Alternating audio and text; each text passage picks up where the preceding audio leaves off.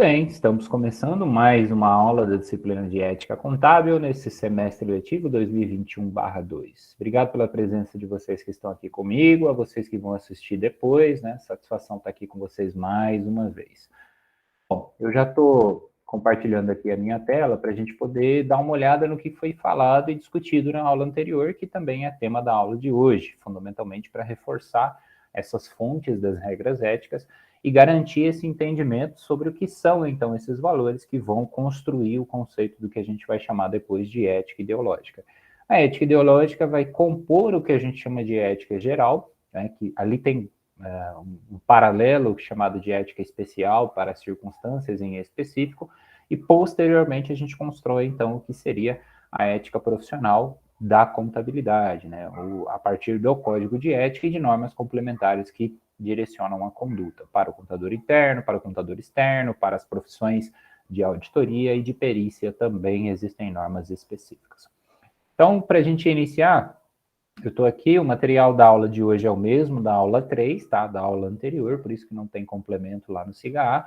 O que a gente viu ao longo do estudo? A gente viu o conceito inicial da capacidade reflexiva que eu preciso ter para construir aquilo que eu acredito como certo e errado. Então, para isso, eu preciso fazer alguns julgamentos. Para que eu realize alguns julgamentos, eu preciso entender quem é que faz, quem ou o que, melhor colocando, que faz esse filtro da minha prática, da minha atitude, da minha conduta e do exercício da atividade que é socializar, né? Viver em diferentes ambientes, sendo uma única pessoa com uma personalidade composta por diversos valores. Por isso que eu fiz questão de usar o aspecto da ideia, da reflexão de que os fins justificam os meios, para mostrar para vocês que a relativização ela é parte do processo, mas ela não é o processo todo. Então eu não posso simplesmente partir da ideia de que nada é certo, nada é errado. Eu preciso efetivamente fazer essa reflexão, mas no final desse trajeto, né, ou ao longo desse trajeto, melhor colocando, eu preciso ter a capacidade de entender que eu tenho que conceituar algumas coisas. Porque senão, ou eu vivo com um monte de regras, ou eu vivo sem nenhuma, né? E os dois extremos geram resultados extremos. Por isso que eu faço a reflexão dos fins e dos meios, para que vocês percebam que nem tudo é só negativo e nem tudo é só positivo. E muitas das vezes, em essência, o positivo e o negativo, aquilo que nós acreditamos como certo e errado, são a mesma coisa, vistas de formas diferentes. E aí, ao longo da aula, a gente viu o conceito, né, a ideia por detrás do aspecto de consciência. Para quem assistiu, teve a oportunidade de pesquisar um pouquinho mais sobre o Blaise. Eu uso ele como referência justamente por uma de suas invenções, né? Aquilo que nós chamamos como, conhecemos hoje como calculadora, né? Nos seus primórdios ali, a construção de uma de suas invenções é mais ou menos nesse sentido. E por ser um grande matemático, escritor, filósofo também, enfim, criou aí essa frase que eu uso de referência até hoje. Porque quando nós entendemos a consciência como um ente parte do ser humano, digamos assim, em um mundo mais abstrato, ou seja, não necessariamente físico, nós percebemos que existe ali sim um filtro que é carregado, né, por valores que nós apresentamos anteriormente, e este filtro está constantemente atuando em prol das atitudes que nós tomamos. O Blaise ele faz essa afirmação dizendo que a consciência é o melhor livro de moral. Por quê? Porque a ideia seria mais ou menos o seguinte: olha, antes de alguém impor para você o que é certo e errado, você mesmo deve ser capaz de desenvolver esses conceitos. Né? E aí ele complementa o que menos se consulta, porque infelizmente nós não temos de fato esse hábito de determinar aquilo que nós acreditamos. A gente, por rotina, por costume, por prática cotidiana, acaba aceitando valores que muitas vezes são coletivos, externos à nossa personalidade, e entendemos que eles são razoáveis, né? Ou seja, concordamos com eles em maior ou menor grau e, portanto, também o adotamos como próprio.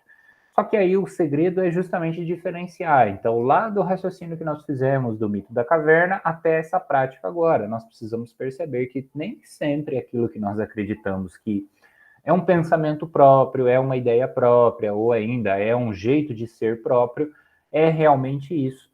É uma realidade, a realidade em si, ela pode ser um pouquinho diferente daquilo que a gente acredita, né? E por isso surgem aquelas interpretações. A mais rasa de todas que a gente usa no dia a dia, a mais direta e objetiva, melhor dizendo, vai ser a ideia de não julgar o livro pela capa. É disso que eu estou falando. né? Mas não somente não fazer o julgamento, e entender que, além de não julgar o livro pela capa, você é o livro. Por isso você precisa estar atento e perceber isso, inclusive, né? Costuma-se dizer que tudo aquilo que está fora está dentro deste princípio aqui que nós estamos utilizando de reflexão. Isso significa o quê? Que você, como indivíduo, só é capaz de enxergar fora de si, né, externamente, no ambiente que você convive, numa coisa chamada realidade, aquilo que existe em essência dentro de você.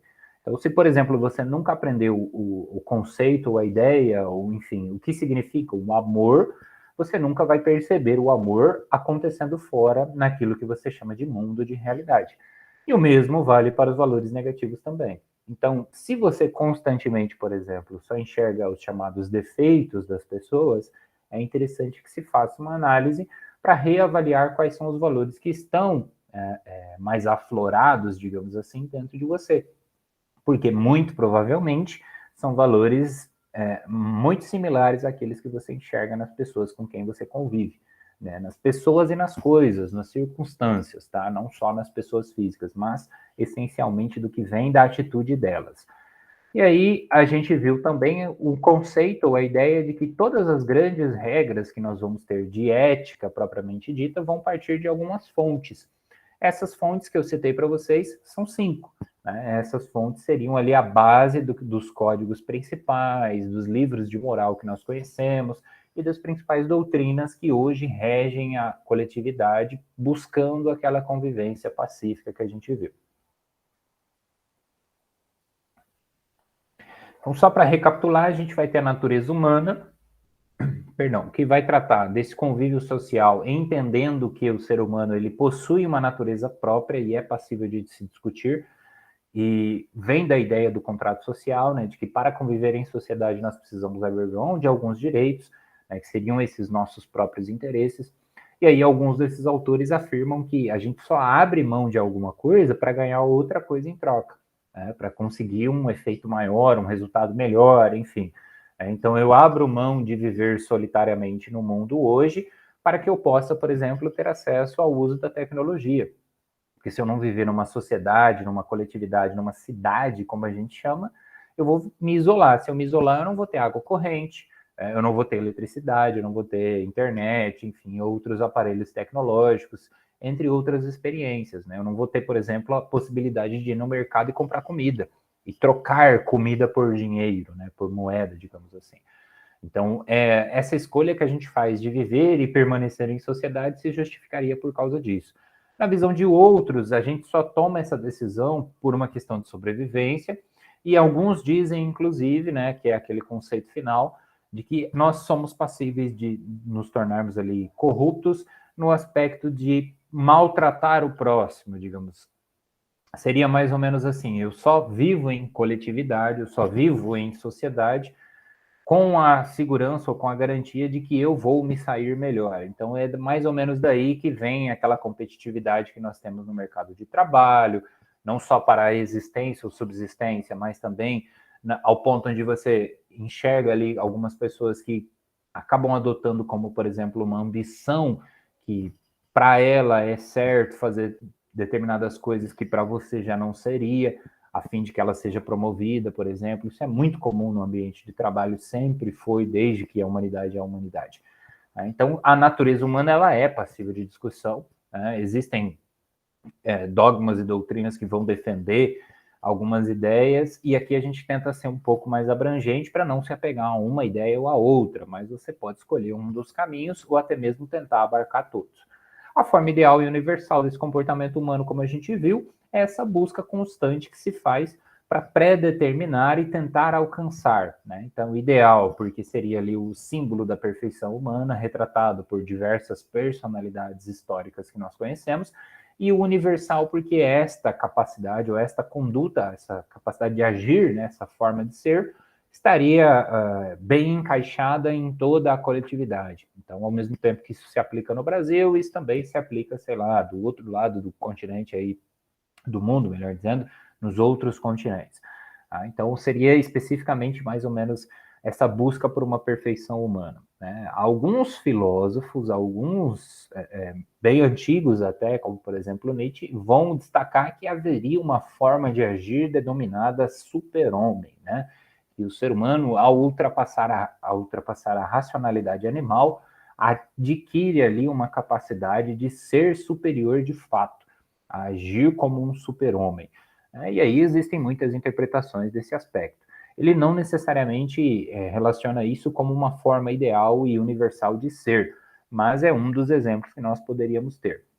A consequência da busca refletida desses princípios seria mais ou menos aquilo que eu já comentei, de olharmos para trás os erros que nós cometemos como humanidade, percebermos, reavaliarmos essas condutas e predeterminarmos que essas condutas não serão mais aceitas.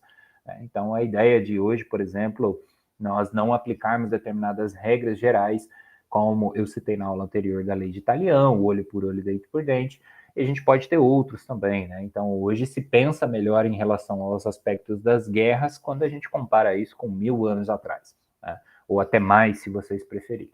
E a gente ainda vai ter legislação e costumes que são diferenciáveis ali por alguns pequenos detalhes, né? E a legislação aqui para nós, para a ética profissional, ela vai ser uma grande base, né? Primeiro porque, eu já falei isso, mas o código de ética ele não vai ser superior a uma hierarquia de uma lei, por exemplo, ou até mesmo de uma Constituição Federal, no caso do Brasil, e necessariamente eu preciso estar em consonância com o que a legislação prevê ao executar essa atividade, porque ela é uma atividade regulamentada, né, por legislação e por conselho de classe.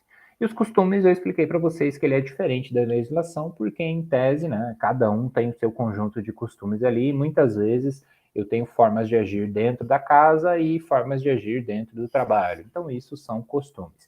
Enquanto a legislação, eu vou ter que respeitar tanto na casa quanto no trabalho também.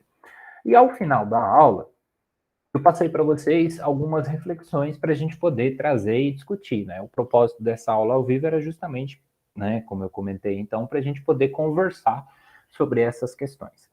E aí, como eu estou com 2 participantes aqui, se ninguém mais chegou, na verdade estamos só eu e a Beatriz. Beatriz, se você não se importa, eu gostaria de fazer esse bate-bola rapidinho, enquanto a gente olha as questões ali, para poder fazer algumas reflexões, deixar registrado para os colegas, pode ser? Pode ser. Então vamos lá. A primeira delas é para falar da natureza humana. Né? O que é a pergunta em si? Quando eu nasci bom ou mal? Seria o certo e errado, positivo e negativo, aquele conceito de dualidade. O que você acredita? O que você responderia para essa pergunta se você tivesse que responder? Olha, eu acho que ao nascimento a gente nasce neutro. E conforme a gente vai aprendendo, a gente vive em sociedade, a gente tem experiências boas e ruins, e é isso aí que molda se a gente é bom ou mal em essência. Muito bom. É tipo aquela ideia da folha em branco, né? Justo. Perfeito. Então, você nasce como uma folha em branco e conforme as experiências vão acontecendo. Dessa pergunta decorre a segunda, mas a gente pode fazer um intervalo entre as duas para pensar no seguinte.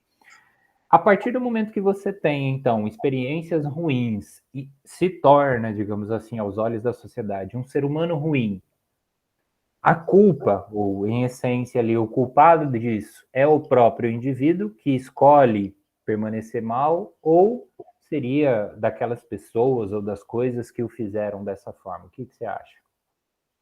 Eu acho que é um pouco dos dois. A gente sempre tem a opção de mudar, né, de querer ser melhor, mas não tem como julgar outra pessoa por ela ter sido inserida num ambiente ruim, por ter tido uma vida difícil e culpar ela por ser uma pessoa ruim. Eu acho que cada um sabe as situações por quais a gente passa e cabe só a ela definir o Bom, que muito bom. seria. Você diria então que a gente poderia usar como parâmetro a legislação alguém que comete um crime? Estaria sendo ruim para a sociedade, pelo menos? Então, eu acho que partindo disso, uma pessoa que comete um crime, mas aí a gente tem que estudar a forma como ela cresceu, todas as situações nas quais ela estava inserida e tal. Então, eu acho que não é objetivo você tem que parar para estudar a vida da pessoa. Não é por conta de uma coisa que ela cometeu aqui que ela pode ser julgada como uma pessoa ruim ou não. Tudo bem, que é a ideia da quarta questão também, né? A gente poder visualizar até que ponto serve a legislação, por isso que elas estão todas ligadas, né? Então, se a gente parte desse princípio, ninguém seria condenado, mas se ninguém é condenado, nós não temos segurança, nós não temos ordem, existe a necessidade de uma busca do quê? De uma convivência pacífica. Então, às vezes as pessoas criam, eu estou falando isso porque a gente tem muito da ideia de que a pessoa vai lá para defender o conjunto em si e acaba se perdendo porque vai para o excesso. Então, você vai ter pessoas dizendo que o Brasil é um país injusto, portanto, ninguém deveria ser condenado, digamos assim, por um crime que cometeu, ou a maioria é condenada e etc., e não devia ser tratado da forma que é, e outros que vão para o outro extremo, né? Que vão defender um conceito de justiça ilusório, dizendo assim, olha, se você cometeu algo que eu acho errado, não necessariamente que a lei determina, infelizmente você será punido. Então, os dois polos acabam sendo, em essência, a mesma coisa, né? E aí, se a gente não consegue fazer essa reflexão, infelizmente, nós não temos capacidade de melhorar o que é a própria legislação. Porque só assim a gente consegue chegar à conclusão de que determinadas práticas são ou não são aceitáveis para se conviver em sociedade. Então, é interessante que a gente perceba que isso parte de onde? Parte justamente daquela essência. Nasci bom, nasci mal, nasci neutro, enfim, qual é a ideia que eu tenho do ser humano e o que ele representa no seu papel social, que a gente vai discutir depois também. Então, é muito interessante porque eu vejo assim, a gente vai falar, por exemplo, de direitos humanos futuramente, né? E a galera associa que direitos humanos é defender bandido.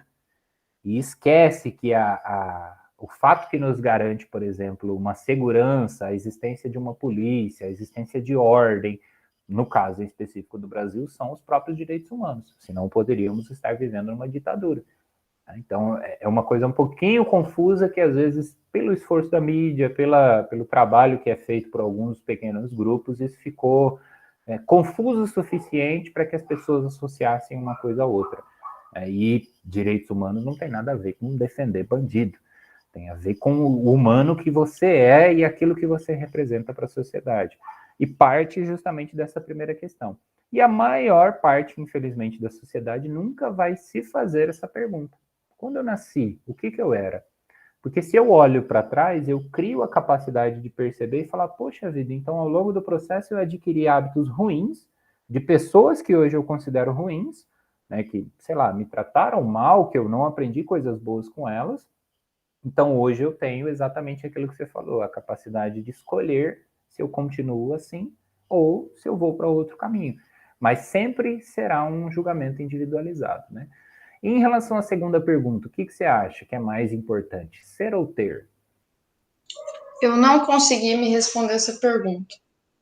Por que não? Achei muito difícil, porque, sei lá, é muito complexo ser feliz ou ter felicidade, sei lá, eu achei muito difícil. Tô desde de sábado, não, acho que foi segunda que eu assisti a aula, tô desde segunda tentando responder essa pergunta e eu não consegui ainda. Tá. E o que diferencia uma coisa da outra, na sua opinião? O que é ser e o que é ter? Vamos começar Então, o então. ter tem essa ideia de posse, porém não necessariamente. E o ser, eu diria que é aquilo, a sua essência, aquilo que você é cru, entendeu? Mas eu achei muito complexa essa. Ela, perdão, ela parte do princípio para ressuscitar ali uma reflexão em relação a como você enxerga o mundo num sentido mais, sendo mais abrangente, um conceito mais espiritual, né? Isso é um termo meio genérico aí. Então, partindo da ideia de que se você acredita que a sua existência nesse momento, com essa personalidade, com esse nome, com esse corpo, é única, indivisível e não haverá outra, por exemplo, você vai inevitavelmente querer ter a fim de que você possa aproveitar melhor. Se houver o outro pensamento, muito provavelmente a tendência é que você acredite que seja melhor ser. Tá? Então, aí, talvez, para ajudar a responder essa reflexão, eu ia sugerir, né, e aqui é só uma recomendação, como tudo no resto dessa disciplina, que você dê uma analisada, talvez, no aspecto do que você acredita, não só como religião, mas tentando ser mais abrangente, sabe? Aquilo que, de fato, você pensa sobre a existência humana, sobre o porquê de estarmos aqui, o que você veio fazer, e essas outras reflexões que a gente já viu em muitos outros lugares, que eu tenho certeza que você já viu também. Mas é nesse sentido. E aí, uma vez que você esclarece isso, talvez responder essa pergunta fica mais fácil. Certa vez, um dos acadêmicos me respondeu algo mais ou menos assim: olha, eu queria ter sabedoria, né, ou conhecimento para ser uma pessoa melhor, ou para ser uma pessoa mais sábia, enfim, era algo nesse sentido, tentando combinar os dois, né? E aí eu vejo muito que das respostas é muito mais comum aqueles que preferem ter, no sentido de propriedade, que você falou, propriedade barra posse, porque compreendem que essa existência ela é única e inevitavelmente ela acaba, né? O ser humano está fadado a vivenciar essa experiência, mas ela acaba. Então, você não tem como viver eternamente, né, nesse sentido. E outros acreditam num aspecto que aí seria um mundo mais abstrato, que é essa ideia de espiritualidade que eu comentei. Não que, né, mas eu acredito em outras vidas e prefiro ter. Tá errado? Não tem nada de errado e nem certo. Mas uma vez que você percebe a diferença entre os dois, partindo desse pretexto, do pretexto, abre aspas aí, o que eu vim fazer aqui, que talvez seja o pano de fundo dessa pergunta, o que eu estou fazendo aqui, você vai ver a distinção e, inevitavelmente, vai chegar a uma concepção de reflexões, por exemplo, sobre o tempo, né, que a gente fala de passado, presente e futuro, que nada mais são do que conceitos criados para explicar o que a gente percebe como realidade. E aí, passando isso, você vai para um nível mais profundo, avaliando aqueles valores, visualizando esse tal do ser, né, o que eu sou, o que eu jogo para fora, o que eu ajo, enfim, o que eu faço no meu dia a dia, e chega inevitavelmente ao ter, percebendo que um não existe sem o outro, né? Que não dá para existir, por exemplo, essa vida que nós chamamos aí, esses conceitos. Você não vai, por exemplo, ser uma boa pessoa se você não tiver uma vida para viver. Então, para ter uma vida para viver, você precisa ter, por exemplo, recursos materiais, você precisa ter uma família, um convívio social, né? Digamos assim, adianta muito você ser um bom ser humano, você, usando aí termos de uma das qualificações, amar ao próximo, que é uma coisa conhecida por todos, né? Principalmente da área do catolicismo e do cristianismo. Não só destes, mas, enfim, se você quer amar ao próximo, você só consegue executar isso quando você tem recursos à sua disposição. E a gente distancia uma coisa da outra, né? Acha que, por exemplo, esses conceitos filosóficos, espirituais, etc., são separados do conceito material e da existência no dia a dia. Mas, na verdade, eles são uma coisa só. Por isso, talvez tenha gerado aí um pouco de confusão. Não sei se ajudei, se piorei, enfim, né? Mas é bom que você continue tentando aí, pelo menos para Eu achar um caminho. viajei aqui tentando responder. Eu lembrei de um rapaz que eu sigo que ele é. Ele ensina a investir, né? É o Raul Sena. Ele Aham. fala que para você ser livre, você precisa ter dinheiro, que com o dinheiro você compra a sua liberdade. E eu só fiquei nessa pira da liberdade, né? Como que você adquire a liberdade? Exatamente. Que de fato é um raciocínio muito válido, né? Porque se dinheiro é poder de troca, você troca a sua liberdade por uma quantia específica. Justamente, exato. Querendo ou não, todos nós estamos presos a uma empresa que às vezes a gente gosta de trabalhar e às vezes não, vendendo o nosso tempo. Conhecimento, né? Justo. Exato. E aí a distância que se dá, eu gosto muito do Marechal, que é um músico, e não, mais recente que eu vi dele, é uma música antiga já, mas ele lembra assim do conceito, né, de que as pessoas prezam tanto pelo dinheiro e esquecem quem são a ponto de trabalharem só para receber o dinheiro. E aí você cria aquele vício da subsistência, né, onde a pessoa, ao invés de trabalhar porque gosta, gastando ali, investindo seu tempo, dedicando seu tempo a uma atividade que lhe faz, que lhe traz algum tipo de satisfação, ela faz aquilo porque acha que não existe outro caminho, porque fica distante das suas próprias vontades, aí apenas sonha e nunca consegue colocar em prática, né? E cria essa amarração que você falou mesmo, que é de fato uma prisão, né? Talvez não com barras, mas é uma A prisão. gente perde tanto tempo trabalhando para tentar ganhar dinheiro e a gente perde a vida, as experiências. Enquanto a gente está lá no escritório, a gente podia estar conhecendo um lugar novo, a gente podia estar no rio pescando, podia estar fazendo uma trilha, alguma coisa desse tipo.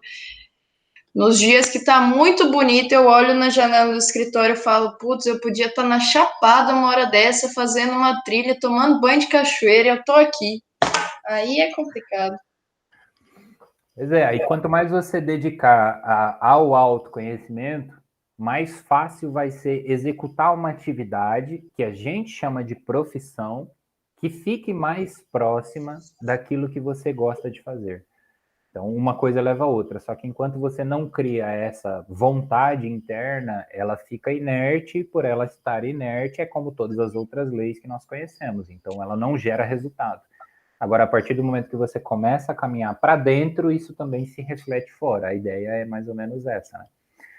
Em relação à próxima, a 3 ali, qual foi a coisa mais importante? O que você achou e o que você respondeu? O que foi a coisa mais importante? Rapaz, eu li um livro muito interessante hoje à tarde. De todas elas, você julga que essa foi a mais importante? Eu acho, foi a que mais trouxe aprendizado, de certa forma. Foi Ah, não, esclarecedor. peraí. Aí você definiu o conceito de importante. Importante é sinônimo de aprendizado? Depende daquilo que você julga importante para você. Eu julgo Não, não. importante para mim. Isso, exatamente. É isso que eu quero que você diga. Se para você é um sinônimo, por exemplo. Não foi um aprendizado no sentido de colocar em prática na profissão, foi um aprendizado no sentido de colocar em prática mentalmente, de mudar a forma de pensar em alguma coisa e tal. Tá, aí no caso isso é excludente e tira todas as outras coisas que, se não envolvem algum nível de aperfeiçoamento, por exemplo, você diria que já não são tão importantes assim? Eu acho que não, acho que Tá. depende, tudo é importante, ou às Posso te vezes dar, para a gente não ficar muito em cima do muro, posso te dar um exemplo? diga O que você usou para ler o livro? um contador. Tá, não.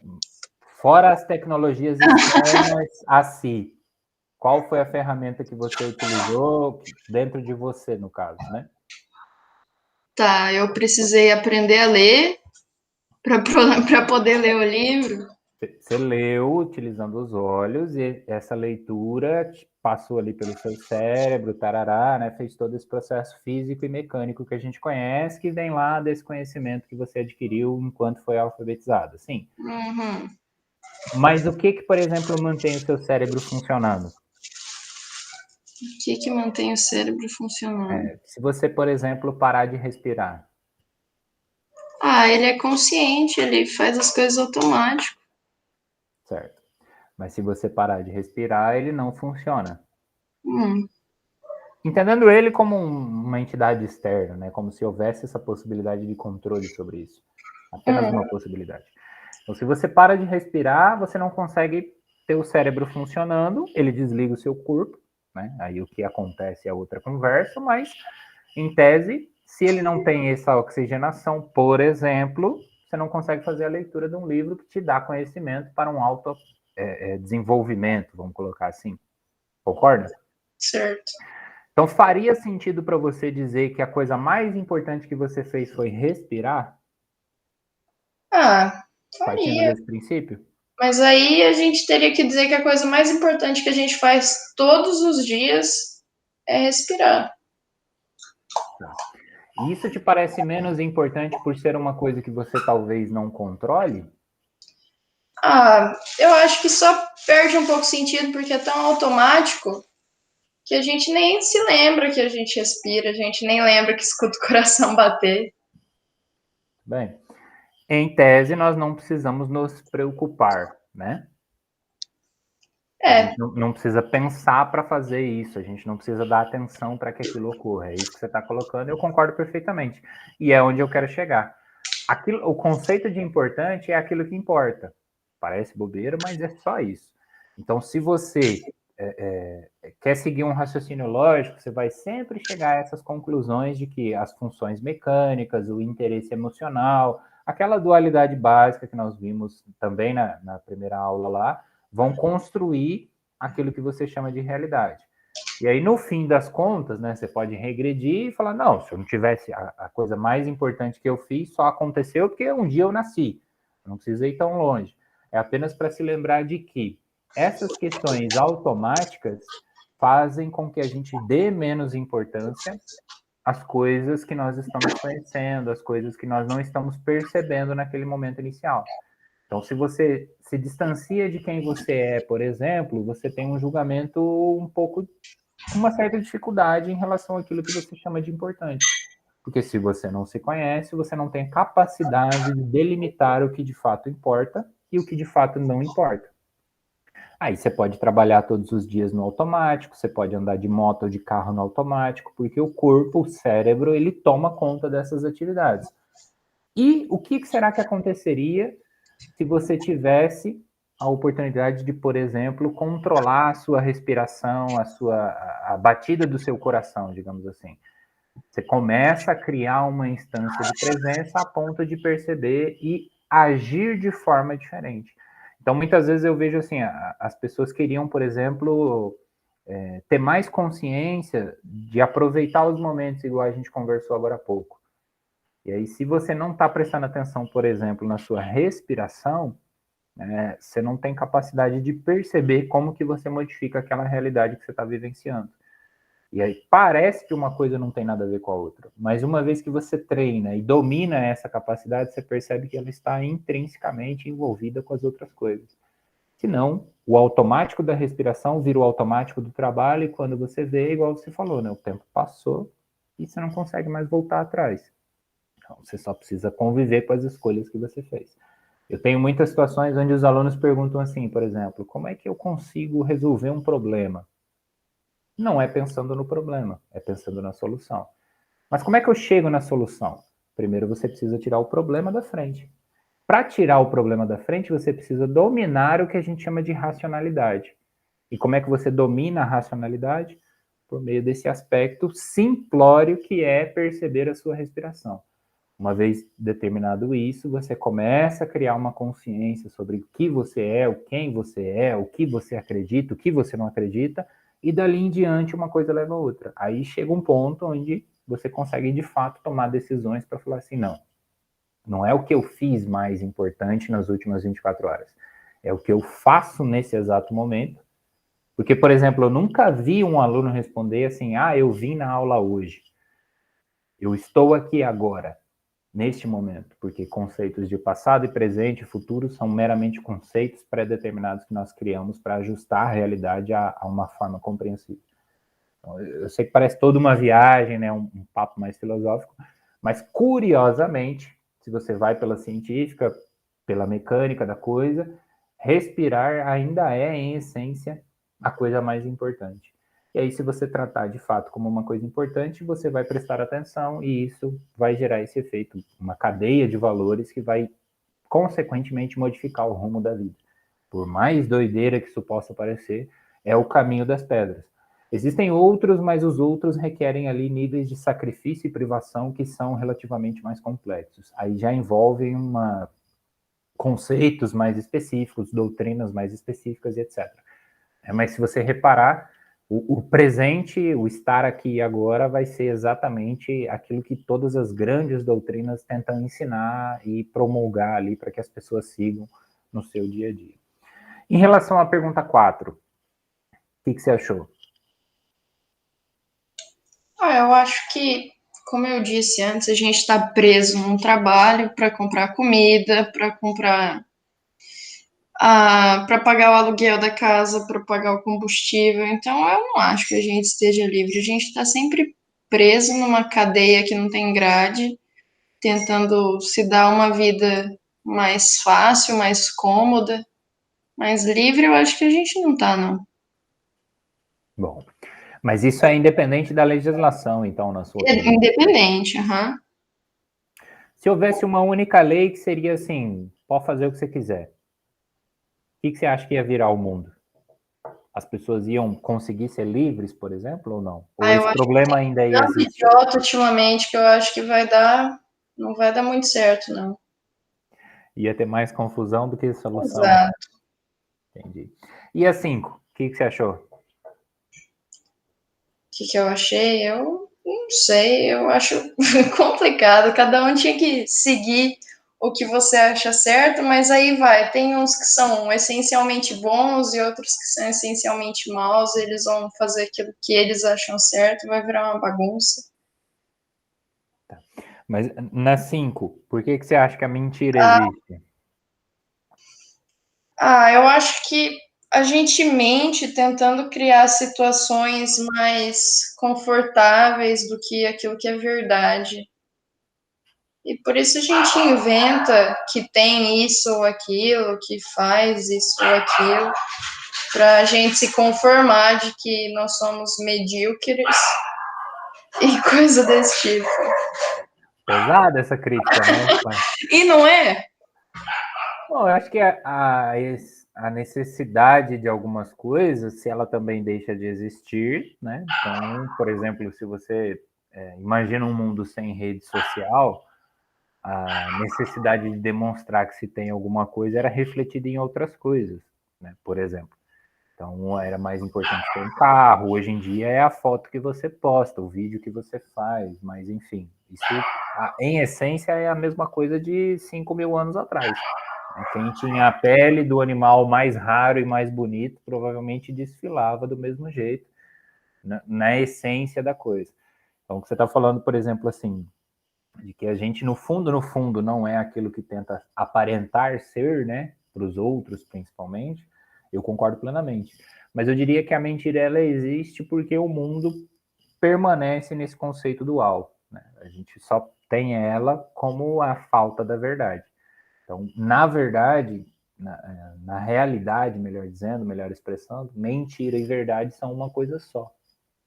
Depende de quem fala e de quem ouve, né? Seria mais ou menos isso que eu acho que você quis dizer.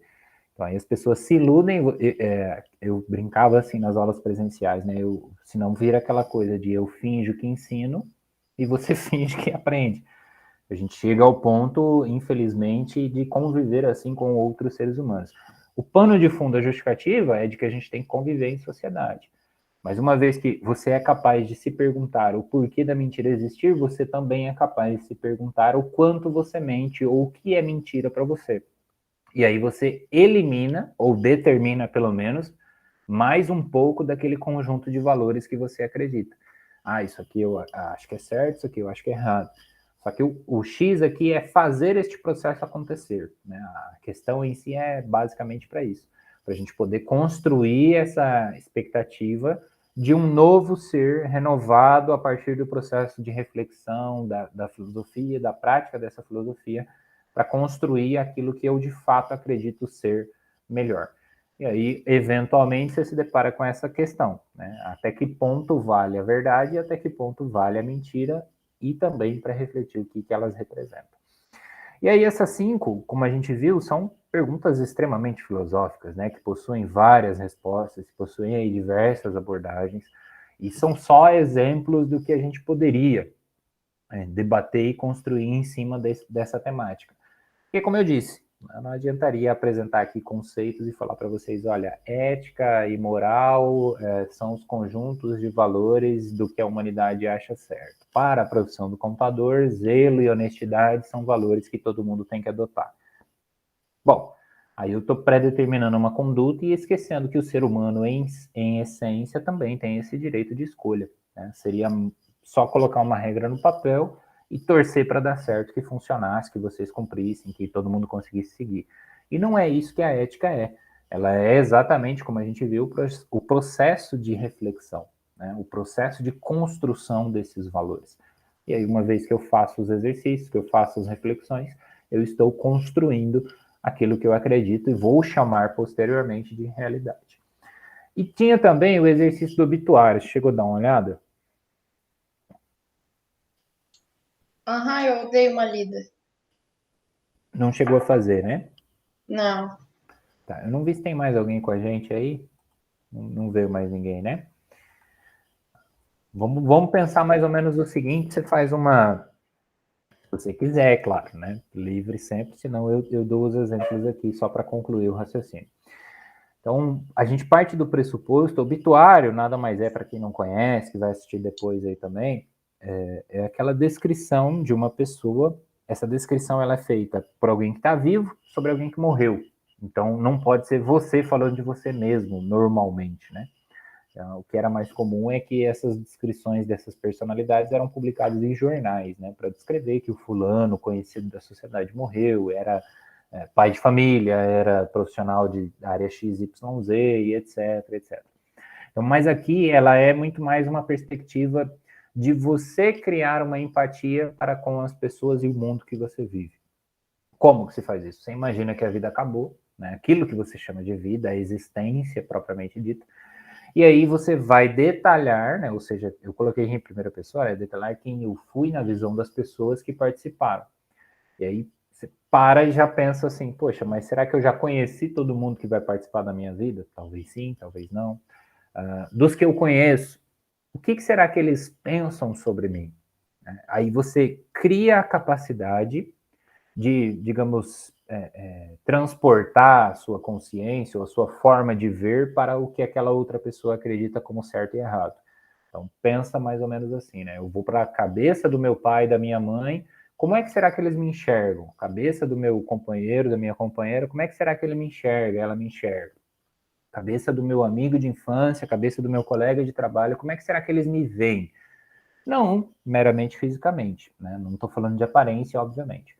Mas o que será que eles acham que eu sou? E o quanto isso é de fato verdade ou mentira, por exemplo. E a partir daí, escrever, ou seja, mostrar o que você pretende deixar para o mundo como se fosse o seu legado.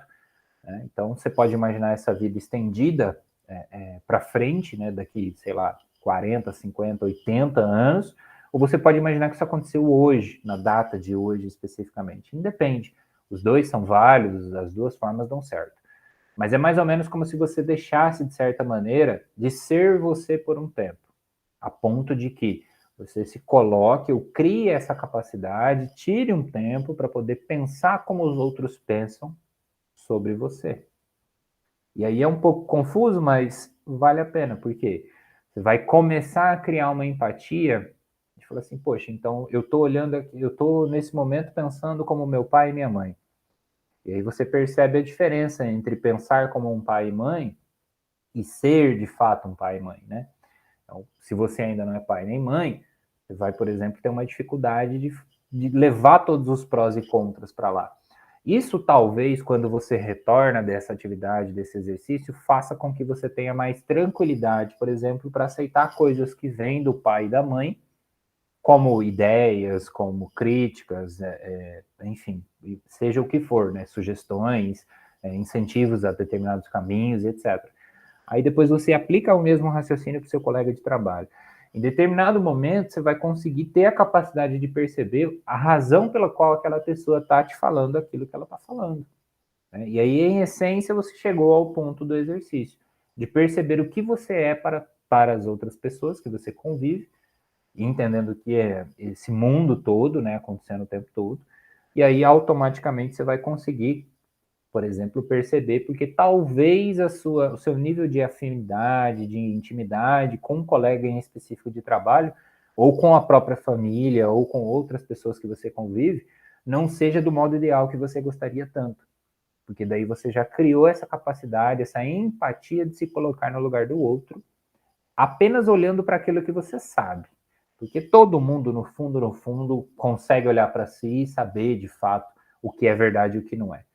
Não estou falando aqui de fazer esse julgamento e as críticas e elogios e apenas fechar o raciocínio por aí, mas em essência reconhecer aquilo que de fato tem dentro de você.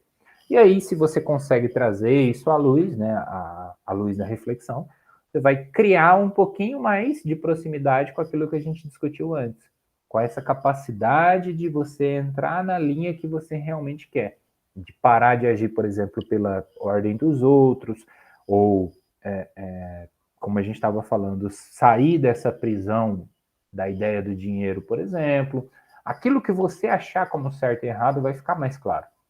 E eu não vou precisar sugerir exemplos mais. Você vai ter isso dentro de você.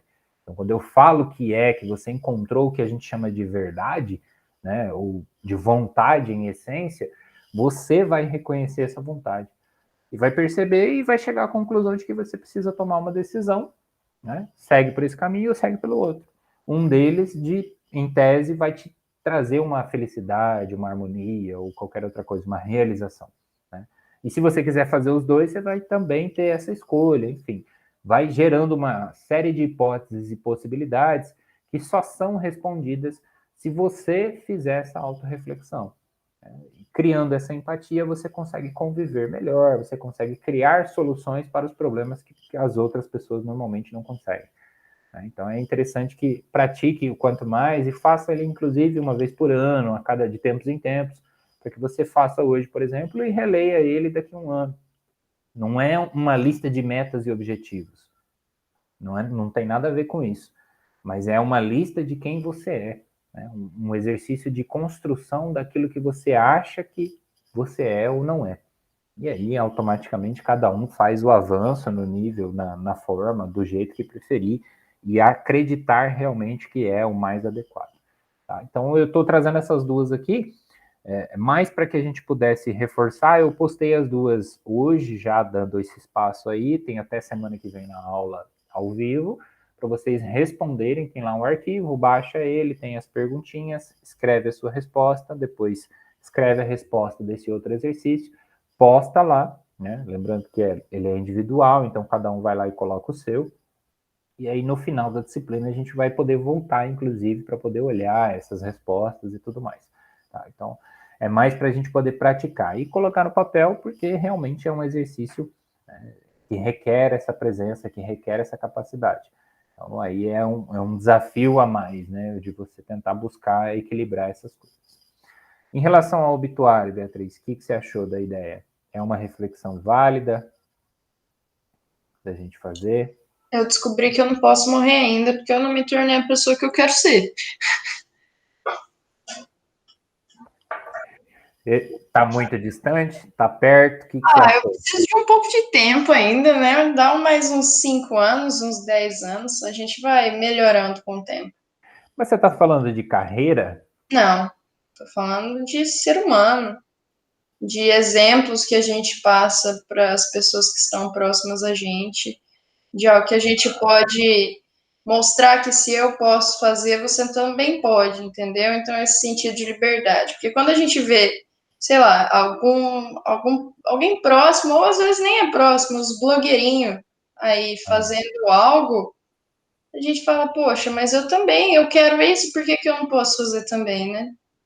Então, eu acho que nesse sentido de mostrar que a gente pode fazer aquilo que a gente quer, que a gente pode ter liberdade. Mas o que te impede hoje? É aquele Dinheiro? rolê do dinheiro, né? Entendi.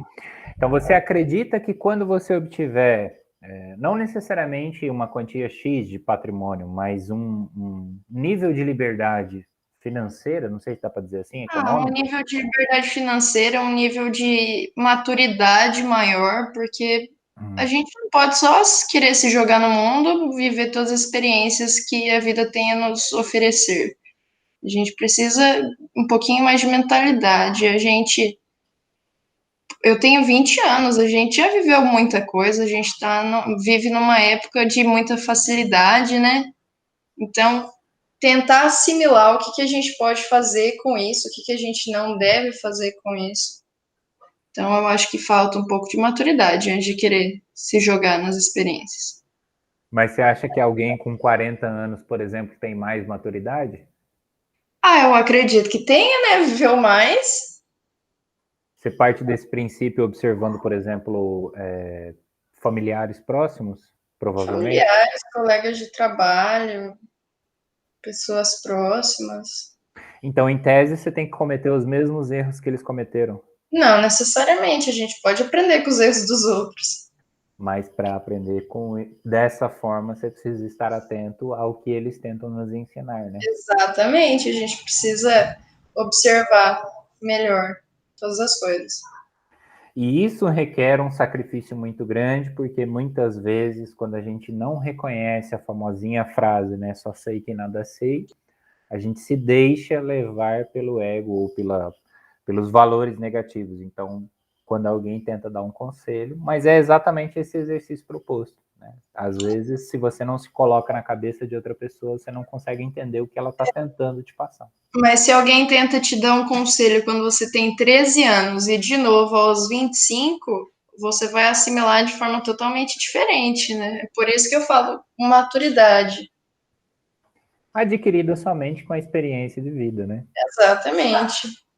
E provavelmente, quando passarem esses 5 anos, se você refizer essa reflexão, você ainda vai querer a mesma coisa, né? Você Ah, vai. mas eu acho que até lá a gente já tem um pouquinho mais de coragem. Bom, muito bom. Eu vou. A gente está registrando esse momento, né? Então vai ficar, se tudo der certo, vai ficar gravado aí para a posteridade, para a gente poder fazer essa reflexão. Mas realmente eu concordo com você. A cabeça muda, a percepção muda, né? E aí, às vezes, eu vejo que falta para algumas pessoas só esse entendimento de que essa mudança é um processo natural. Então, se você tem consciência dele, você tem mais aproveitamento. Se você não tem consciência dele, é o famoso, aquela primeira frase que eu apresentei, né? Sendo inevitável ali a dor, que a vida é isso em essência, o sofrimento ele é opcional. Você pode escolher absorver aquilo e se tornar uma pessoa melhor no que você acredita, ou não. Então, um dos dois você vai ter que escolher, um dos dois caminhos, né? Eu acho que quando a gente é mais novo, a gente tem esse pensamento de que as coisas vão demorar muito para acontecer, então acho que acaba que a gente dá muito valor ao imediato, né? Depois que a gente cresce, a gente fica pensa que é muito rápido, se a gente não assimilar as coisas depressa, a gente perde muito tempo, perde muita coisa. Ainda mais nessa era que a gente vive, né? Exatamente, é tudo muito fácil. Exato. É uma pressão muito grande para você estar o tempo todo conectado, para você estar o tempo todo adquirindo alguma coisa, para você estar melhorando, enfim. Né? E é por isso que, inclusive, durante esse processo agora de isolamento, houve uma preocupação muito grande com esse lado psicológico das pessoas, né? Que criou do nada uma outra realidade e todo mundo tomou um baque. Mas eu acho que serviu, de certa maneira, para uma construção de algumas reflexões que a gente também precisava fazer. É claro que nada muda da noite para o dia, mas muita gente aproveitou esse momento para, né, houve muita piada, muito meme com isso, mas tinha muita gente numa circunstância familiar, às vezes, mal resolvida, num trabalho que não é o que a pessoa quer. Então, houveram algumas mudanças que eu acredito que vão se justificar no futuro, né? Como a humanidade sempre teve que fazer.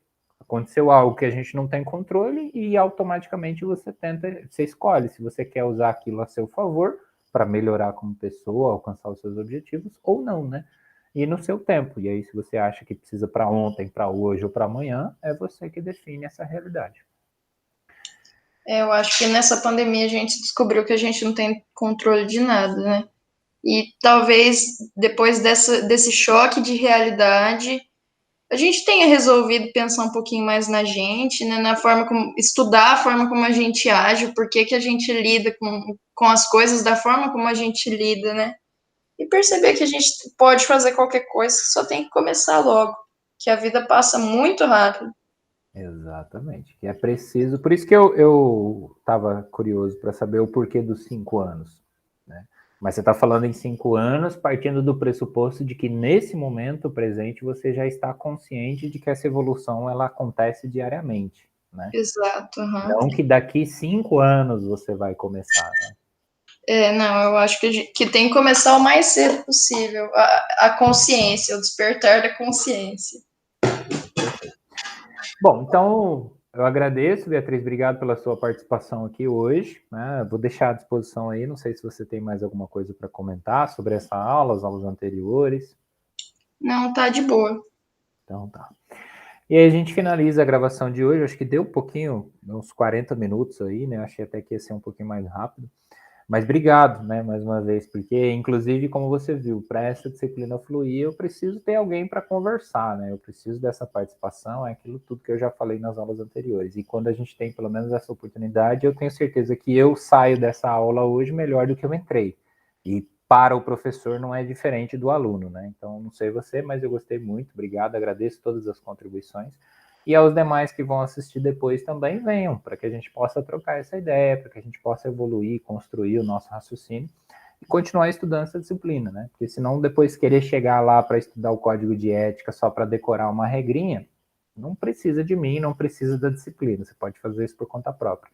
A vantagem é que aqui a gente tem como crescer um pouquinho juntos, né? Um contribuindo sempre com o outro, para que a gente possa avançar. Beleza, Beatriz e demais acadêmicos? Obrigado, bom descanso, boa noite, até a nossa próxima aula. Lembrando que tem uma gravada no meio, onde eu vou dar uma introdução sobre os direitos humanos, e na outra aula ao vivo, quarta-feira, todas as quartas-feiras, nesse mesmo horário, 21 horas, a gente se encontra no mesmo link, inclusive, tá? Para que vocês possam participar comigo aqui e bater um papo. Aí vai ser uma aula mais ou menos igual essa, onde a gente já vai ter visto algumas coisas, mas eu também vou melhorar alguns conceitos. Então, sexta aula introdutória sobre direitos humanos, origem e tal, estrutura da Declaração Universal dos Direitos Humanos especificamente, e na outra quarta-feira, então, a gente volta para trocar uma ideia sobre os artigos, sobre o conteúdo que ela aborda. Beleza? Muito bem, então vou interromper aqui. Beatriz, obrigado, bom descanso, tá? Valeu.